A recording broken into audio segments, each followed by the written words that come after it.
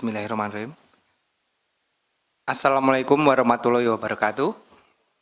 Terima kasih Mas Desa atas waktu dan tempatnya untuk saya menyampaikan terkait rilis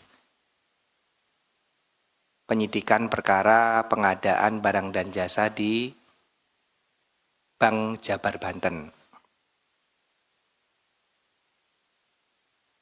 Jadi KPK per tanggal 27 Februari 2025 telah menerbitkan 5 buah seprindik, yaitu nomor 13 sampai dengan 17 untuk 5 orang tersangka.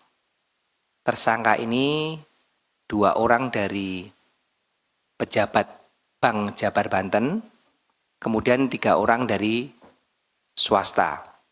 2 orang tersebut adalah Saudara YR, jabatannya selaku Direktur Utama Bank Jabar Banten. Kemudian yang kedua adalah Saudara WH, pimpinan Divisi Korsek Bank Jabar Banten.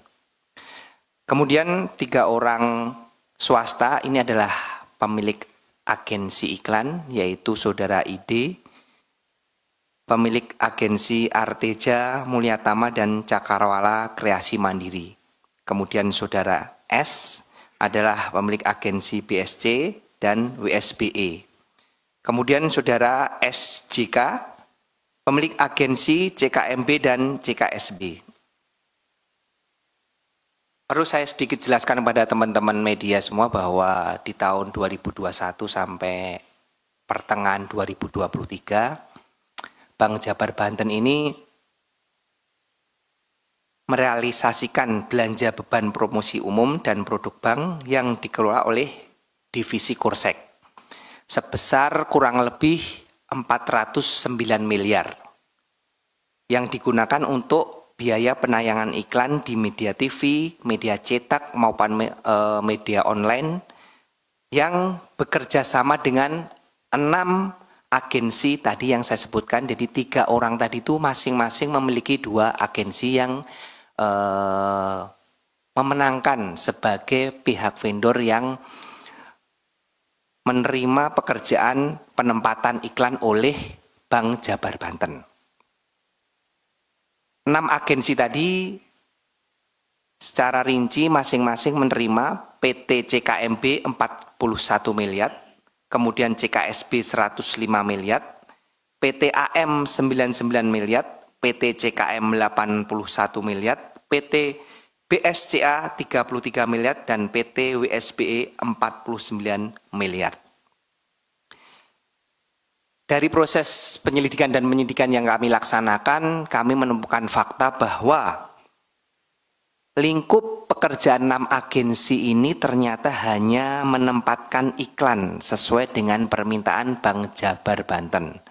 Serta kami temukan juga bahwa penujukan agensi ini dilakukan dengan melanggar ketentuan pengadaan barang dan jasa.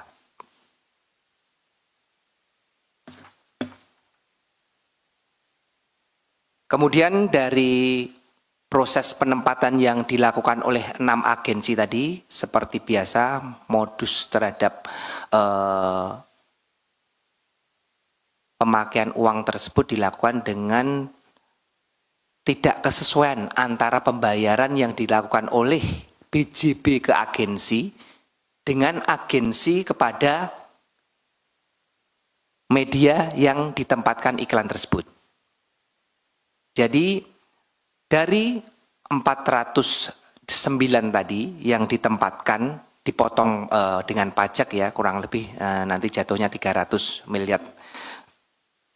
Hanya kurang lebih 100-an miliar yang ditempatkan sesuai dengan real pekerjaan yang dilakukan. Itu pun kami belum melakukan tracing secara detail ya terhadap kurang lebih 100 miliar tersebut. Namun yang tidak real ataupun fiktif kurang lebih jelas sudah nyata sebesar 222 miliar rupiah selama kurun waktu 2,5 tahun tersebut.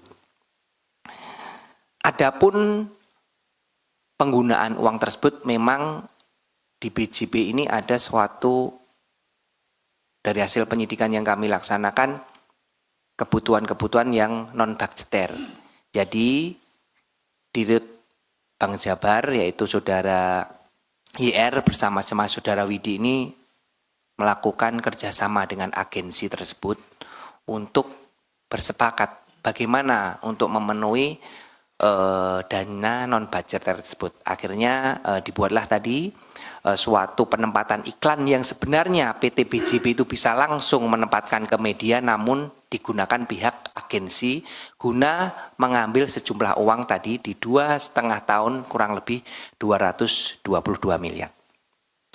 Adapun beberapa PMH yang telah kami temukan terhadap perkara ini adalah Saudara YR selaku Dirut bersama-sama dengan Widi Hartato yang di sini adalah dia PPK-nya terhadap proses pengadaan barang dan jasa penempatan iklan tersebut, mengetahui dan memang sengaja menyiapkan agensi-agensi tersebut untuk memenuhi kebutuhan dana budgeter sehingga penunjukan mereka pun tidak sesuai dengan peraturan yang berlaku di internal Bank Jabar Banten terkait dengan pengadaan barang dan jasa. Kemudian Dirut dan PPK mengatur pemilihan siapa-siapa agensi yang memenangkan penempatan iklan tersebut.